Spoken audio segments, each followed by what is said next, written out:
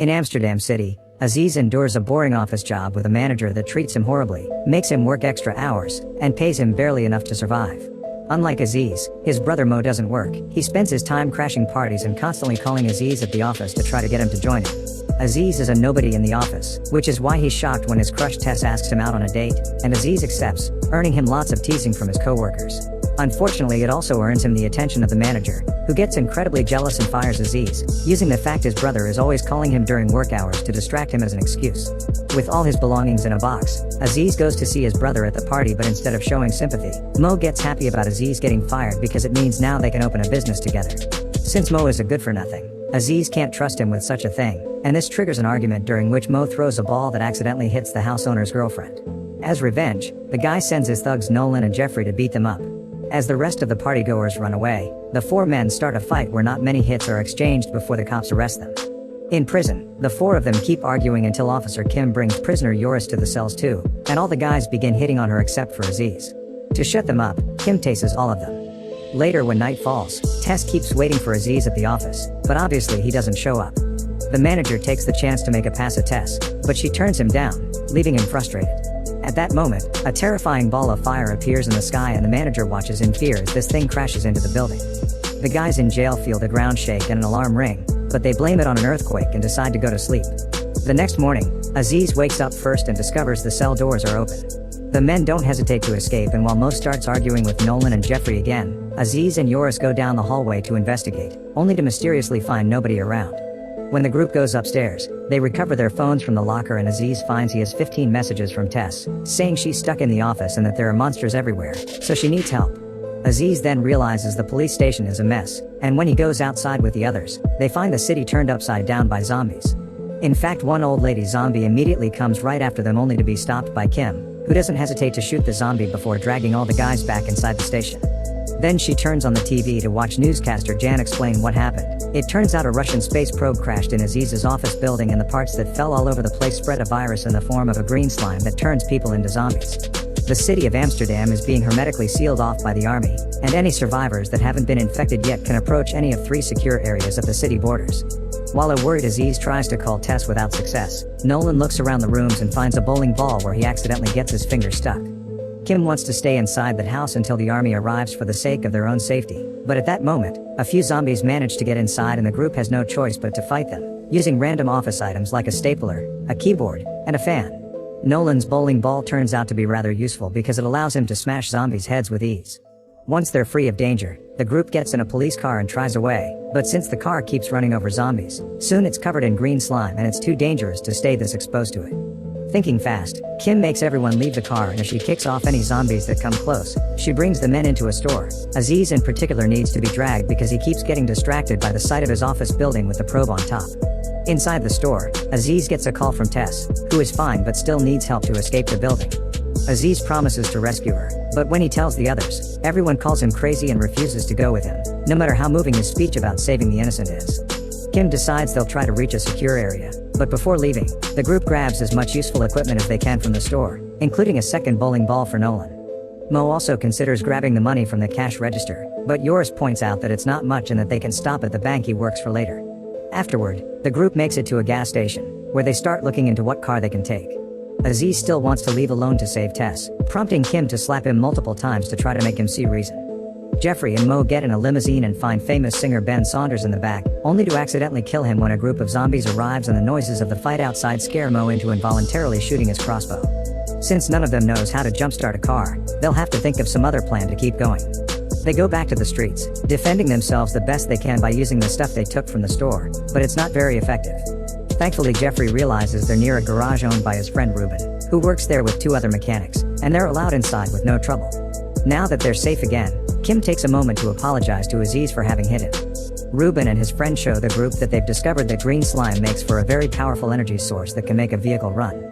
However, things go sour when Jeffrey notices the 3rd mechanic is missing. It turns out he's become a zombie and he's been chained to a wall. The group wants to kill the monster, but Ruben won't let them and puts himself between the zombie and Jeffrey's party.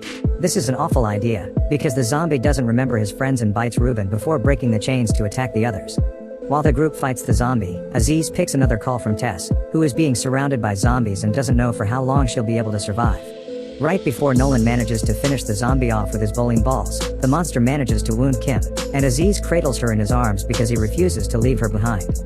Unfortunately, Nolan, Jeffrey, Mo, and Joris don't care, and they leave in the slime-powered truck to find Joris' bank. As soon as they make it to the bank, Joris opens the safe and the group begins filling lots of bags with as much cash as they can. Nolan wanders off and discovers the work had been having a birthday party when the zombies came, and the birthday cake looks too delicious not to try it. There's a dead man's head on top of it, so Nolan tries to be as sneaky as possible, but the man wakes up as anyway and bites Nolan's arm. When everyone is ready to go, Joris shows his true colors and threatens the others with his weapon to make them hand him all the money. Then he escapes right before the building gets surrounded by more zombies. Jeffrey and Mo discover Nolan has been bitten and Mo points out that the arm should go, but his idea is quickly turned down. Meanwhile, Aziz is carrying Kim on a cart from the garage and making his way to his office building. When Kim wakes up, she notices zombies keep coming after them, so she keeps them at bay with a mace. As she starts feeling better, she ditches the cart and walks next to Aziz, explaining how impressed she is by the fact he wants to save his girlfriend so badly because her ex would have never done that for her. However, when Aziz confesses he hasn't gone on his first date with Tess yet, Kim gets furious and hits him again before refusing to help anymore. At that moment, Aziz gets a call from Mo, requesting help too because they're stuck inside the bank. Tess calls as well, and now Aziz has to choose between the girl he likes and his own brother. At the bank, Nolan is starting to vomit green slime, meaning Jeffrey and Mo have no choice but to kill him off. This turns out to be harder than it looks and they have to use a variety of objects to get the job done, including a lamp, a bowling ball, and even a sink. On TV, Jan continues to update the viewers on the situation, killing any zombies that try to interrupt his program. It's been discovered the space probe attracts the zombies to the office building like a magnet, and Russia is sending a special commando to take care of it. Aziz and Kim arrive at the bank and distract the zombies by activating a car alarm, allowing them to enter the bank and rescue Jeffrey and Mo. The group runs away as fast as they can only to get stuck in a playground when the zombies surround them again, but when they're about to lose hope, they are surprised by the arrival of the Barachi brothers. These guys used to own a kebab restaurant and became expert monster hunters when one day all their clients transformed into zombies. Following a video game-like sequence, the Barachis beat up most of the enemies, and leave the last group to be killed by their very own trained zombie, who they release as a reward for a job well done. Before leaving, the brothers give the group directions to reach the closest secure area. Moments later, they finally arrive at the shelter, but Aziz doesn't want to go in and asks the soldiers to come with him to rescue Tess. Every soldier ignores the request and asks him to either enter or go away, going as far as turning their weapons on Aziz. Refusing to give up, Aziz steals an army truck and is surprised to see Mo, Kim, and Jeffrey coming with him. When they make it to the office building, they arm themselves with military weapons from the back of the truck. While Jeffrey stays outside with the minigun to keep the zombies back and get revenge for Nolan, Aziz, Mo, and Kim take the elevator to reach the higher floors and find Tess. Sadly, the elevator gets stuck when they're about to make it, so the trio has to force open the door and look for Tess while avoiding any zombies already in the building. At that moment, Jeffrey runs out of ammunition and rushes inside, only to find the elevator isn't working. Now he'll have to climb the stairs, which is a long trip to make from the first floor, not to mention the added weight of the minigun.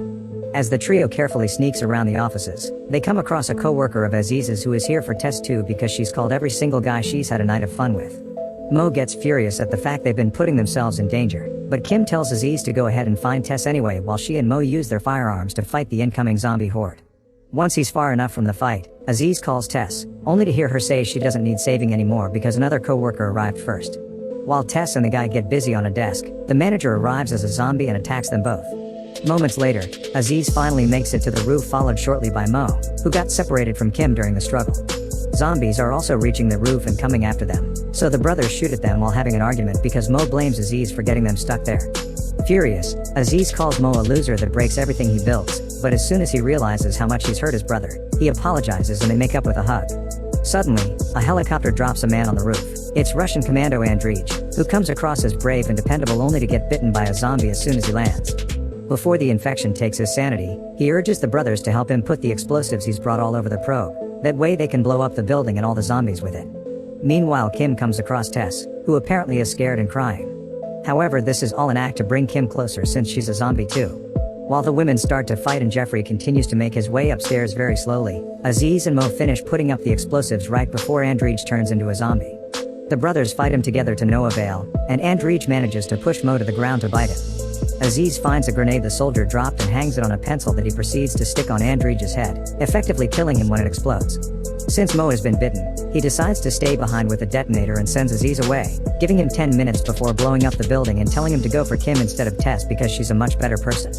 As he makes his way back into the building, Aziz comes across the manager, who he shoots quickly before turning around the corner and finding Kim killing Tess with a kick to the head.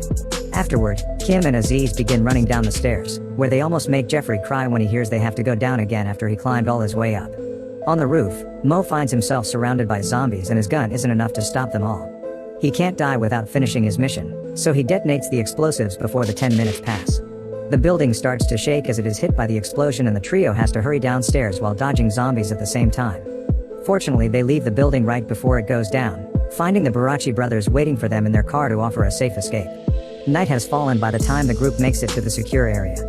Kim and Aziz want to celebrate with a kiss, but Jeffrey interrupts them and urges them to enter the secure area not to push their luck. Shockingly, things are not much better inside because the entire army has been attacked by vampires. After Aziz expresses his hate for such creatures, the group gets ready to fight while on TV. Jan sadly loses the battle and is killed in front of the camera. Make sure to subscribe and turn on notifications so you can watch more videos like this. Thanks for watching.